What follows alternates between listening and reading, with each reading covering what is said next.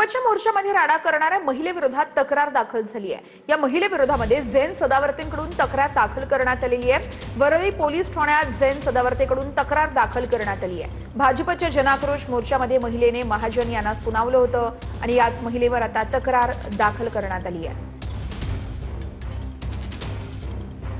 एक एंटाइटल्ड महिला, एक लेडी अपने मर्सिडीज में से निकल के आके वर्ड्स यूज करती है, derogatory words to break down constitutional mechanism use करती है।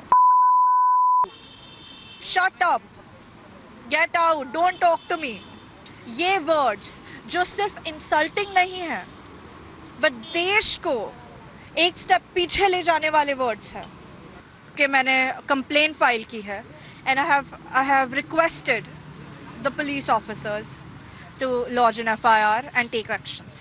तर झेन सदावर्तेविषयी चर्चा करायची नाहीये असं पटोलेंनी म्हटलंय। सत्तेचा माज मोर्चा दिवशी पाहायला मिळाला त्या महिलेला आम्ही समर्थन करतो असंही नाना पटोले म्हणतात। तर सदावर्ते कोणासाठी काम करतात हे सर्वांना माहिती आहे असं असीम सरोदेंनी म्हटलंय।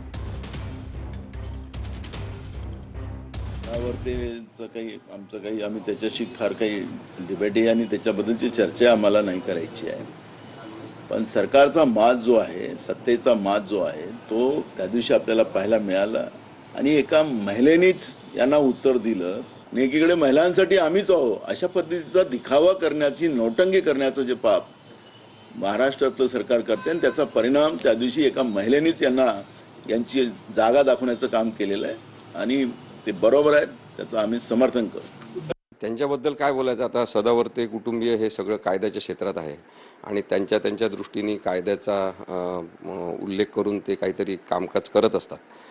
त्याचं टायमिंगसुद्धा वेगळं असते, त्याचा उद्देशसुद्धा बरेचदा वेगळा असतो। तो एक शंकेचा भाग सोडला तर त्यांनी त्यांच्या कायदेशीर बुद्धिमत्तेचा वापर महाराष्ट्रासाठी केला तर ते खूप रचनात्मक ठरू शकते।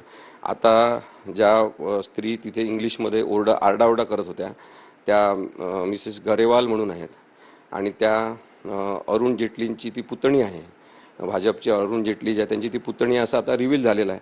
त्यामुळे भाजपची अवस्था आपलेच दात आपलेच ओठ अशा स्वरूपाची आहे।